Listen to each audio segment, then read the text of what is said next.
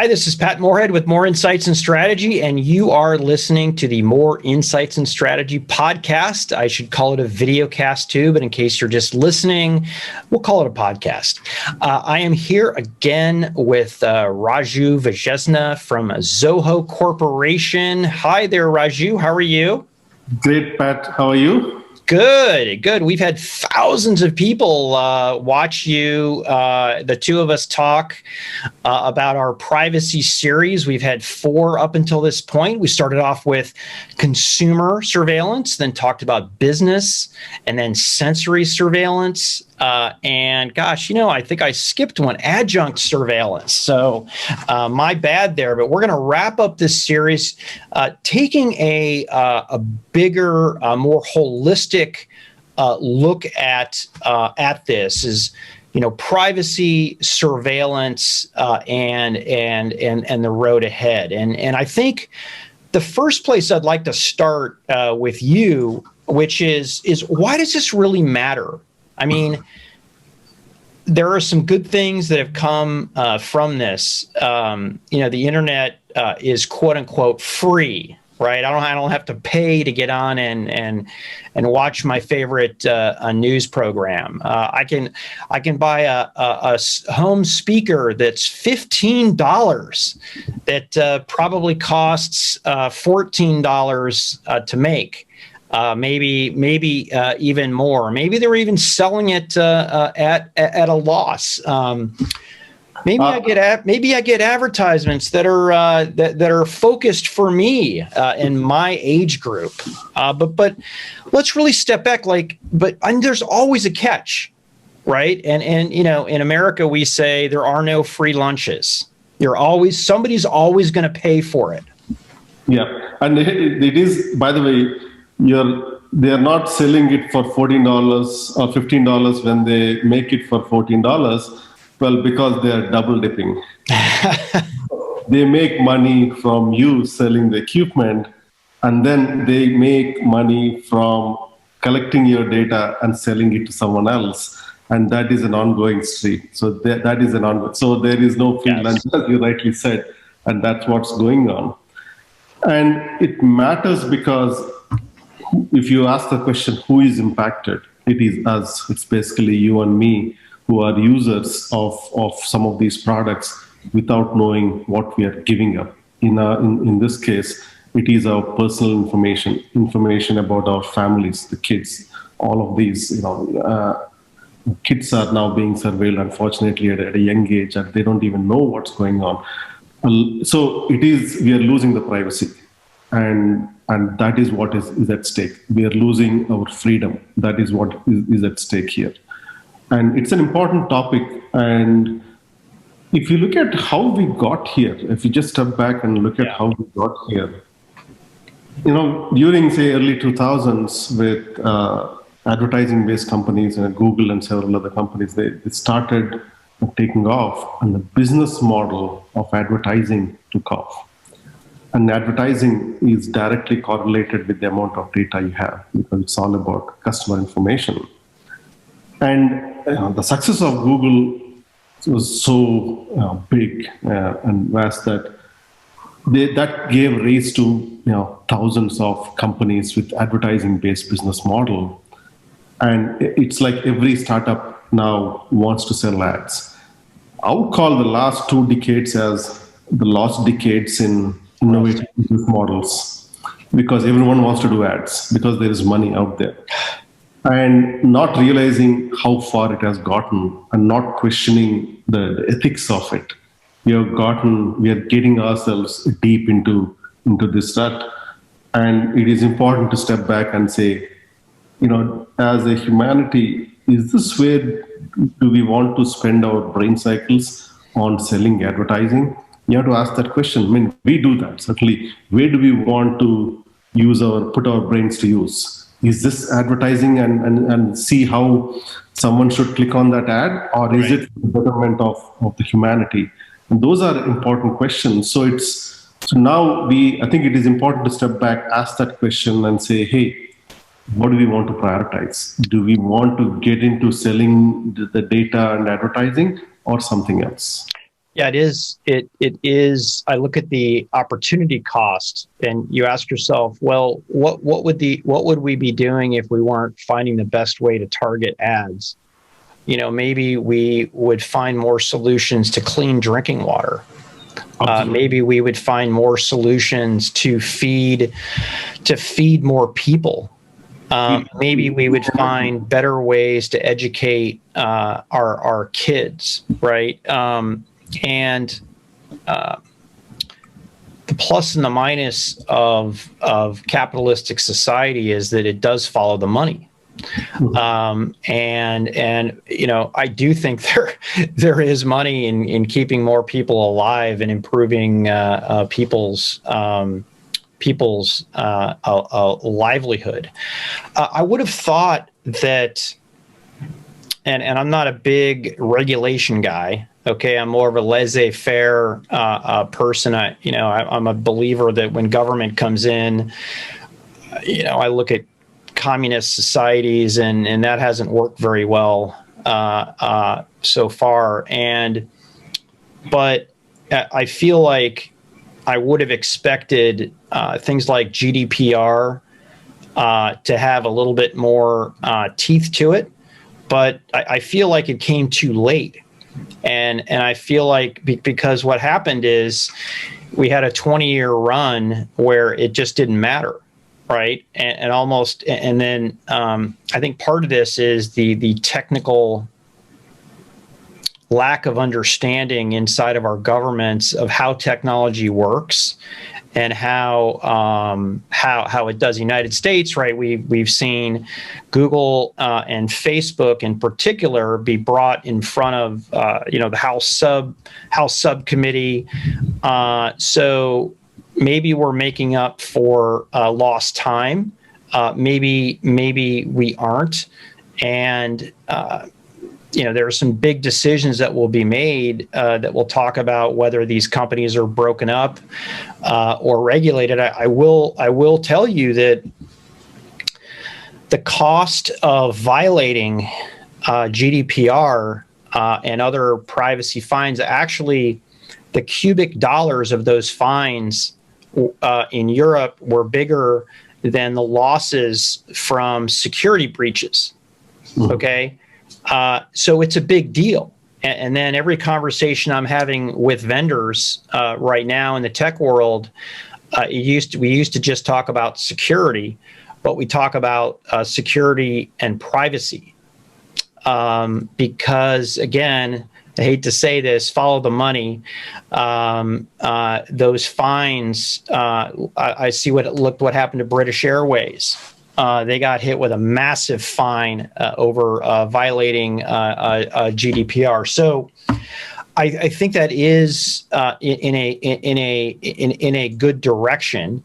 But if I look at the moral compass of businesses, I don't necessarily think it's changed. I really feel like there's been a lot of talking.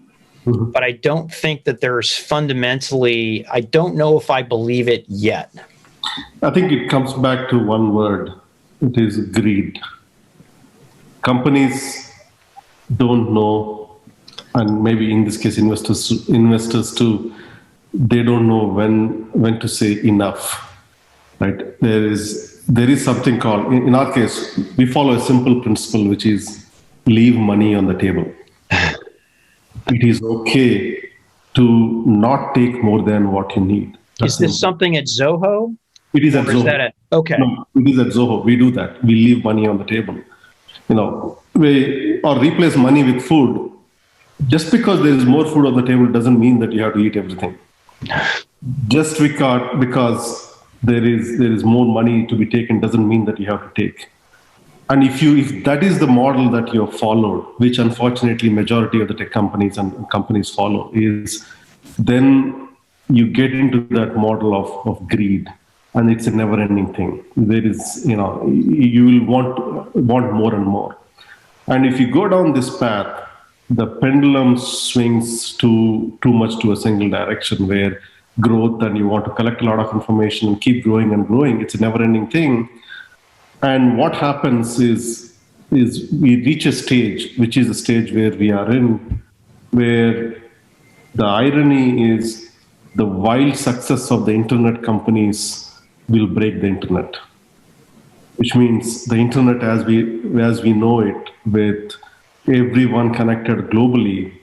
Now countries will set up virtual walls to block and protect their users at the country level, at maybe the state level, at the region level, company level, because the collection of data and the privacy, all of that is now taken away by a few greedy companies, and that will lead to the breakage of the internet. And I'm glad Europe is stepping up with GDPR, and I expect every country to come up with their own legislation, because the abuse has gone too far, the pendulum has swung too far, and now they are trying to take control. And it will be corrected, maybe after it is too late, and it is likely that there will be some over correction that will happen. But it is due to the greed of few select companies, because of which we will likely lose the internet, global internet as we know it.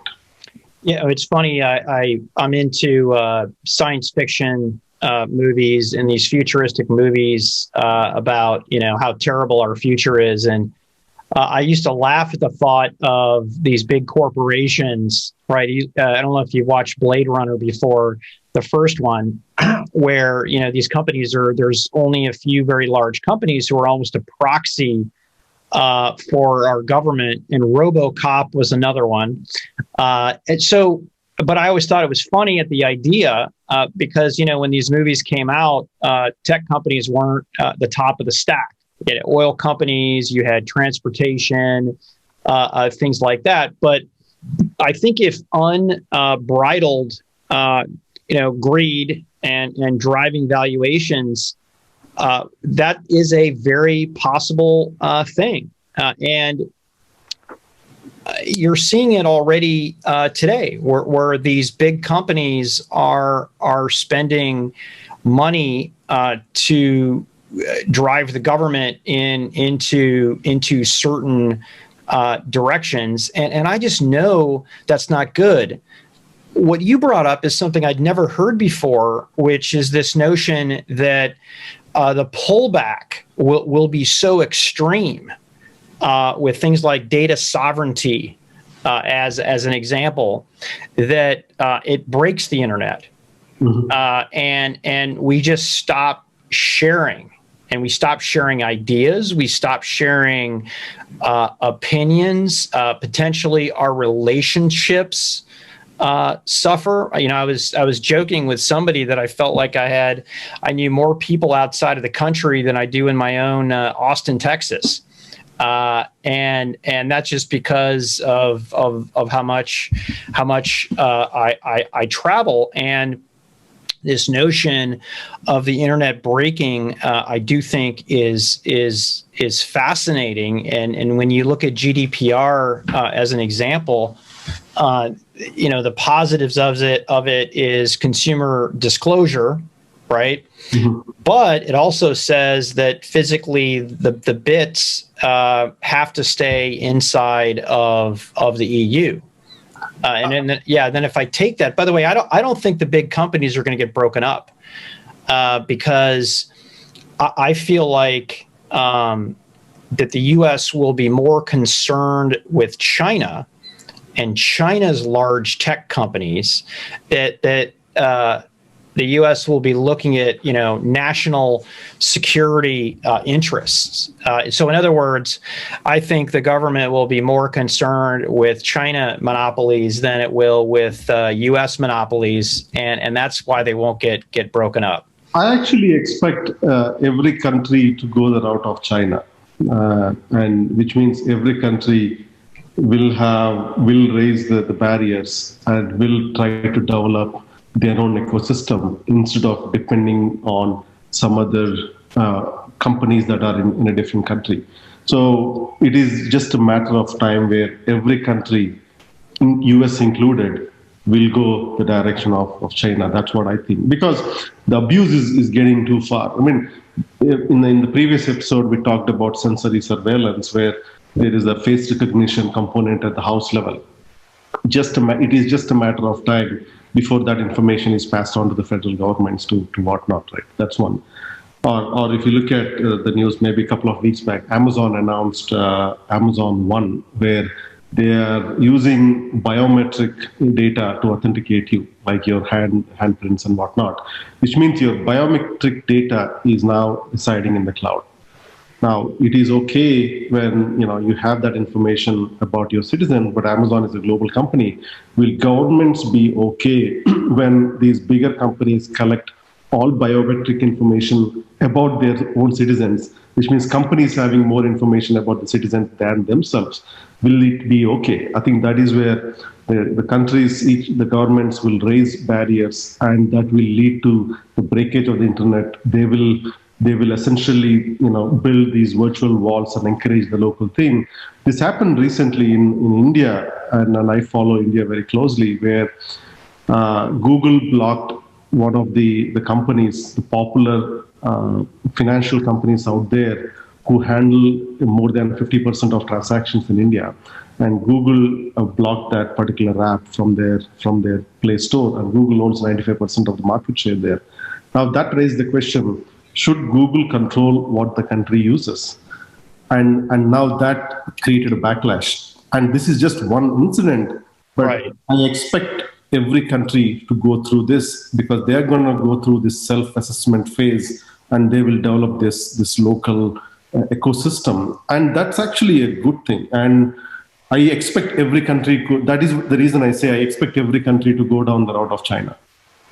Yeah, my take is a little bit different. I think we'll have pockets, we'll have friends, because the scenario says that only the largest countries will do well, and the smaller countries are going to need some allies because they can't build their own ecosystem. But I can see I can spell out 4 or 5 groups of countries that would work together where that makes sense. I have to go study more on the Amazon biometric. I thought the handprint stopped at the sensor, but I do know that there was a breach in the United States the last 5 years where fingerprint data and biometric data was stored in the cloud for certain airline employees, which was breached, and that is tragic, and that can't happen. And I also know architecturally in China there absolutely are biometrics that are saved on servers, doesn't stop on the sensor itself. So, for instance, today on all smartphones with fingerprints, the fingerprint does not travel up to the cloud architecturally. Could it get hacked? Possibly, and that's the big fear. But then you can impersonate anybody. Yep. You add that to deep fakes and things like that. So let's just say we have 5 super clumps of countries that are working together. What I know for certain is that the rate of innovation, it's funny. On one side, I can say the rate of innovation increases because you have smaller companies with the ability to innovate. But if that innovation never gets out of those 4 or 5, super clumps, it has no way to impact holistically, right? Actually, I think, we, as a post-COVID strategy, we follow a strategy called transnational localism. What that means is the ideas are transnational, but the implementation is at the hyperlocal level. So when you have innovation in 4 or 5 pockets, the ideas will spread between these pockets, but the implementation and how it is done at each country or region or multi-country level will be at that level. So we expect that to happen, And the information sharing will continue. Even today, Facebook learns a lot from some of its competition in China, though it doesn't play there. Because there is that information flow that happens, and information flow is free and easy. But the implementation, all of that, and the impact is local at the country level, and that is the direction we see going. Any thoughts on? So I look at intellectual property and the sharing or the lack of sharing of that. I look at global standards, which, if let's say you were in India right now, the only reason we would be able to talk to each other is that we've agreed on a handshaking data format for video to go. Maybe it's H.264, or maybe it's a more of a real-time streaming transport. I look at things like 5G and the ability that I can make calls and have data in any country that I go to. I guess I'm really concerned of the notion that we truly balkanize. China used to have its own standards for carrier. I could never take my U.S. smartphone and make a call there. I couldn't in Japan either. But now we've kind of all agreed that the right thing to do is leverage it. Any thoughts on any scenarios around global standards and open software and stuff like that? I think I expect the pendulum to swing on both directions, where we have seen this, where in the technology industry, there is an explosion of innovation and then there is a consolidation. And there is a explosion of innovation with everyone's standard being different and whatnot. And then there is the consolidation where they'll agree on standards because it has gotten too worse in terms of experience and whatnot. There is going to be that cycle. It may take a few years, in some cases maybe decades, for it to go back and forth, but competition is good, and that is where I actually am optimistic and bullish on where this will lead to when you have multiple countries, multiple various innovations that are coming from various countries, because every scenario is different. Here, take US for example, we have about 300 million people, and say about 1.2, 1.3 billion people in India. The scales are different, the needs are different, yes. The economies are different, the affordability is different. We may say, hey, a smartphone is affordable at $400. Actually, absolutely not. In India, $100 is freaking expensive. Right. So, which means in each of these regions, you need local companies and local systems that come up that make sense. And then that will flow, that innovation there will flow. So competition is actually very, very good there. How can, say, take something like Google. Google promised, I believe, a $40 smartphone in India. Well, will $40, if we can pull that, say, back to US, well, everyone will buy a $40 smartphone here in US too. So the innovations in one area, I expect that to flow to other areas, and that competition is actually a great thing. Wow, what a conversation. I'm pretty sure you and I could sit here for the next hour. And Riff, I used to run corporate strategy at, is there anything, I know we're coming to an end here, Raju. I'm going to give you the final last word here. This is part 5 of the series. I'm going to give you the microphone. Thanks, Pat. I think it is time for us to basically do a self-assessment and ask ourselves the basic question: what is our moral compass? What we are doing now, the areas where we are spending our brain cycles and whatnot, are we doing it for the good of the humanity and move in the right direction? Or are we spending it just purely for the money? Because there are, and we ask this question internally where we say, what's the point of being financially profitable when you are morally bankrupt? And unfortunately, that morality and the ethics and the moral compass is not taken into consideration. And it is important for each of us individually to do that self-assessment and then act on it. it really seems like this needs to be one of the bigger conversations that we're having. And I'll admit, Raju, sometimes, when I strap these pieces of equipment on and I'm doing writing, I'm not thinking enough about it. But, this series had an impact on me. And I'm hoping that it also has an impact on our listeners. So with that, gosh, I just want to thank you so much for spending time with us. Listeners and viewers, if you've liked what you heard or you've seen or both, press that subscribe button.